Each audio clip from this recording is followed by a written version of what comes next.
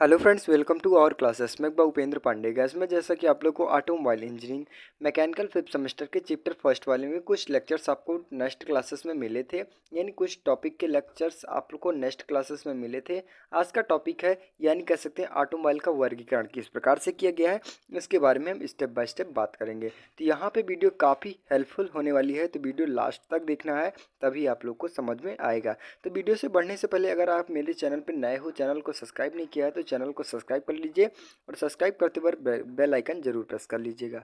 ठीक, तो यहाँ पे जैसा कि आप स्क्रीन के माध्यम से देख पा रहे हैं, ऑटोमोबाइल का वर्गीकरण। ऑटोमोबाइल का वर्गीकरण निम्नलिखित बेस पे किया गया है।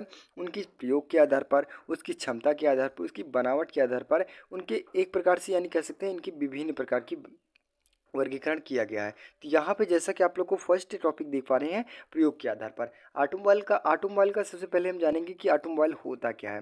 कि ऑटोमोबाइल ऐसा पार्ट है कि यानी जो स्वयं चलने वाला, किसी भी अमुक यानी किसी एक प्रकार की ऊर्जा का लेकर ग्रहण करके वो धरती पर यानी कह सकते हैं भूमि पर स्वतः चलने वाला ही पदार्थ को यानी कह सकते हैं किसको कहते हैं, तो ऑटोमोबाइल कहते हैं। यहाँ पे नेक्स्ट क्लासेस में आपको ऑटोमोबाइल पूरा विधिवत से ढंग से बताया भी गया था और समझाया भी गया था फिगर के सहित।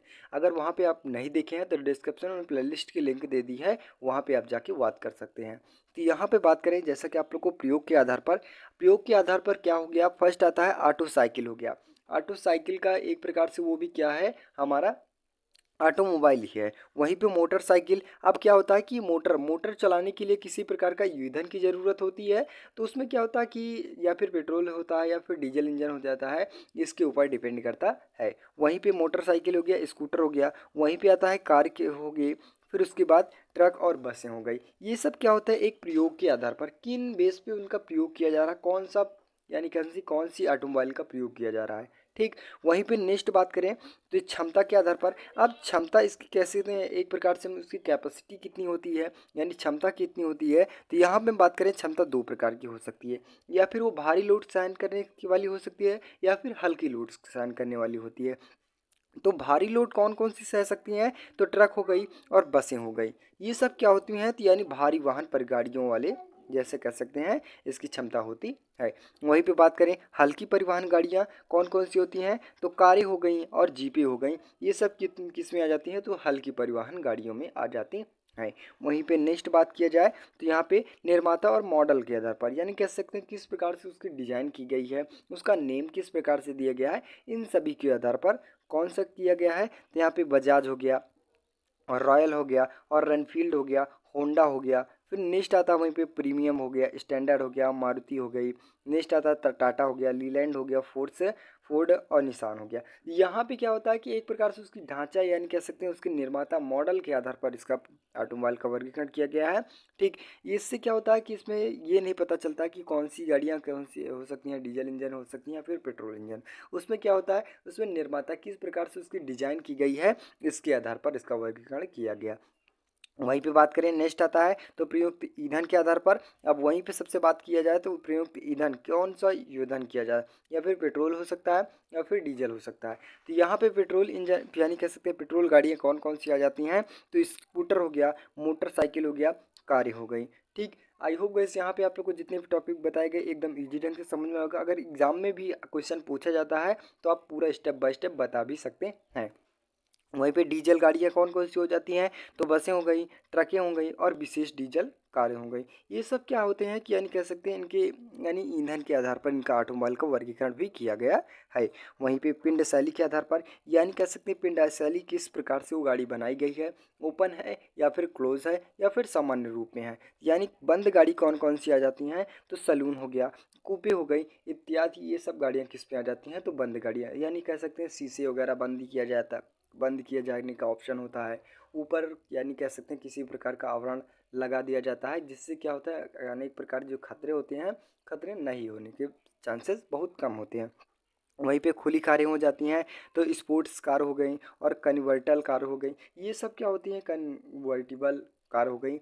ये सब क्या होता है कि ऊपर जो आवरण लगे होते हैं, ठीक, यानी ढांचा लगा होता है ऊपर, ये ऊपर नहीं लगे होते हैं, यानी खुली गाड़ियाँ होती हैं। वहीं पे नेक्स्ट बात किया जाए तो नेक्स्ट, जैसा कि आप स्क्रीन पे देख पा रहे हैं, विशेष गाड़ियाँ वाली कारें। इसमें क्या होता है कि यानी कुछ पार्ट्स, यानी कह सकते हैं ढांचे भी लगे रहते हैं और नहीं भी लगे रहते, क्यों, एक सिस्टम के आधार पर, यानी कह सकते हैं जब मन चाहे उसे ऊपर आवरण लगा दिया जाए या फिर जब मन चाहे उसे हटा भी दिया जा सकता है। ये कौन सी गाड़ी का नाम हो सकता है, तो स्टेट कार होगी और स्टेशन वैगन हो गया, ठीक, स्टेशन वैगन हो गया। ये सब क्या होते हैं कि कह सकते हैं कि यानी दोनों ऑप्शन होते हैं, इसमें खुला भी कर सकते हैं और बंद भी कर सकते हैं। नेक्स्ट वहीं पे बात करें तो जो पहियों के आधार पर 6 प्रकार, यानी कह सकते हैं 4 प्रकार से कौन किया गया, टू पहिया हो गया, फोर व्हीलर हो गया और थ्री व्हीलर हो गया, वहीं पे सिक्स व्हीलर हो गया। यहाँ पे जैसा कि आप लोग को टू व्हीलर में कौन कौन से आ जाते हैं, यानी दो पहियों वाली गाड़ियाँ कौन कौन सी आ जाती हैं, तो स्कूटर हो जाता है और मोटर मोपेड हो गया और मोटरसाइकिल होगी। ये सब किस में आ जाते हैं, तो दो पहिए वाहन में आ जाते हैं। वहीं पे नेक्स्ट आता है 3 पहिए वाहन में कौन कौन से आते हैं, तो ऑटो रिक्शा हो गया और टेम्पो हो गया। अधिकतर देखे होंगे एकदम सिंपल मेथड से बताया गया है। यहाँ पे क्या है कि ऑटोमोबाइल का वर्गीकरण काफ़ी मोस्ट इंपॉर्टेंट है। एग्जाम के भी इस पे 5 से 7 नंबर का क्वेश्चन ही पूछा जाता है और हर बार क्वेश्चन पूछा जाता है। वहीं पे नेक्स्ट बात करें तो यहाँ पे आप लोग को 4 पहिए वाले वाहन कौन कौन से आ जाते हैं, तो जैसे कार हो गई, जीपो हो गई, ये सब किस में आ जाती हैं, तो 4 पहियों वाली गाड़ियों में अंतर्गत आ जाते हैं। नेक्स्ट बात करें तो 6 पहियों वाली गाड़ियाँ कौन कौन सी आ जाती हैं, तो ट्रक हो गया, बस हो गया। ये सब किस में आ जाते हैं, तो यानी पहियों के आधार पर इसका वर्गीकरण किया गया और इसमें 6 पहियों का वर्णन किया, यानी कह सकते हैं 6 पहिया लगाई जाती हैं। नेक्स्ट बात करें तो चालन के आधार पर उसे किस प्रकार से चालन किया जा रहा है, यानी किस प्रकार से चलाया जा रहा है, उसकी स्टेयरिंग किस प्रकार से कहाँ है, दाएं हैं या फिर बाएं हैं, इसके बाद इनके आधार पर किया जाता है। वहीं पर बात करें जैसा कि आप लोग को फर्स्ट देख पा रहे हैं, इस विचार की गाड़ियाँ दाईं और अथवा बाईं और बैठाकर चलाई जा सकती है। यानी हम कह सकते हैं इसमें क्या होता है कि स्टेयरिंग, जो स्टेयरिंग पर डाली होती है दोनों तरफ लगाई जाती हैं। इस प्रकार की गाड़ियों में क्या होती है कि दोनों तरफ लगाई जाती है, यानी दाएं भी तरफ भी लगाया जा सकता है और बाएं भी तरफ लगाया जा सकता है। इसमें क्या होता है कि दोनों तरफ से गाड़ियों को चलाया जा सकता है। नेक्स्ट वहीं पे बात करें तो बाएं हाथ की चालन की गाड़ी हो सकती है और दाएं हाथ की, इसकी स्टेयरिंग पर डिपेंड करता है वो किस प्रकार से, यानी कहाँ बाएं तरफ बनाया गया है या फिर दाहिनी तरफ बनाया गया है। ये सब क्या होता है, जैसा कि आप लोग को बाएं तरफ की गाड़ियाँ की जहाँ अधिकतर चलती हैं तो अमेरिका चलने वाली गाड़ियाँ चलती हैं और वहीं पे दाएं तरफ वाली गाड़ियाँ चलती हैं तो यहाँ पे जैसा कि आप लोग को एनडीएल में देखा ही होगा, ठीक। नेक्स्ट बात करें तो इसका धुरा के आधार पर कह सकते हैं जो धुरा हो गया, ठीक, उसमें क्या होता है कि चारों पहियों पे धुरा, यानी कह सकते हैं चारों प्रकार से जो पहिए हैं एक प्रकार से चालक हैं या फिर कोई चालक है और या फिर चालन है। इससे डिपेंड करता है कि अगर चारों पहिए चालक होते हैं तो उसमें कहीं भी गाड़ी भी किसी भी प्रकार की समस्या होती है या कहीं एक पहिया फंस भी जाता है तो दूसरा पहिया उसे खींचने में सामर्थ्य हो जाता है। वहीं पे नेक्स्ट बात करें तो अगले पहिए वाले चालित तो जैसे कारें कौन कौन सी होती हैं, केवल इसमें क्या होता है कि जैसा कि आप लोग को स्टीयरिंग के माध्यम से यानी उसे नियंत्रित किया जाता है तो केवल अगले पहियों से नियंत्रित किया जा सकता है, बल्कि पिछले वाले पहिया क्या होता है कि उसमें पहले अगले वाले पहिए के बेस पे वो पिछला वाला भी पहिया चलता है। वो कौन कौन सी गाड़ियाँ आ जाती हैं, तो मारुति हो गई और कार हो गई इत्यादि जितनी भी गाड़ियाँ होती हैं, यानी अगले पहिए वाले पे सभी प्रोसेस डिपेंड करता है। वहीं पे नेक्स्ट बात करें तो पिछले वाली गाड़ी कौन कौन सी होती हैं, तो ट्रक हो गई और बस हो गया। इसमें क्या होता है कि यानी कह सकते हैं जो पार्सन सॉफ्ट होता है, पार्सन सॉफ्ट इसमें बहुत कम ही लगाए जाते हैं, ठीक।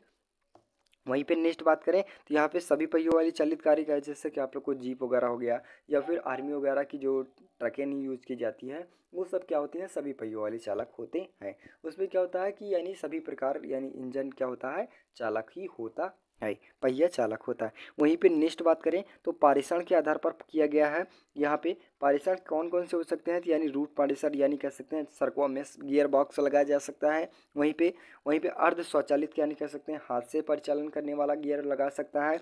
वहीं पे पूर्णतः स्वचालित यानी पारेषण चक्री गियर बॉक्स तथा 8 सनि परिवर्तक प्रयोग किया जा सकता है।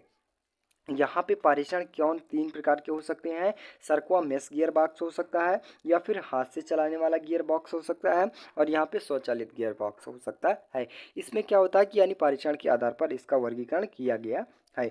नेक्स्ट बात करें तो यहाँ पे आप लोग को जितने भी टॉपिक बताए गए गैस, जैसा कि आप लोग को पारेषण के आधार पर और चालन के आधार पर, वहीं पे पहियों के आधार पर, और यहाँ पे पिंड शैलियों के आधार पर, प्रयुक्त ईंधन के आधार पर, निर्माता के आधार पर, और क्षमता के आधार पर, और प्रयोग के आधार पर, जितने भी टॉपिक बताए गए आपको एकदम इजी ढंग से समझ में आया होगा। यहाँ पे आपको एग्जाम के बेस पे काफ़ी मोस्ट इंपॉर्टेंट है टॉपिक ये गाइस, एग्जाम के बेस पे काफ़ी मोस्ट इंपॉर्टेंट है और हर बार क्वेश्चन ये पूछा जाता है। तो बस गाइस आज के लिए इतना। अगर वीडियो अच्छी लगी हो, चैनल पर नए हो, चैनल को सब्सक्राइब कीजिए और ज़्यादा से ज़्यादा शेयर करने की कोशिश कीजिए। मिलते हैं नेक्स्ट वीडियो में, तब तक के लिए जय हिंद।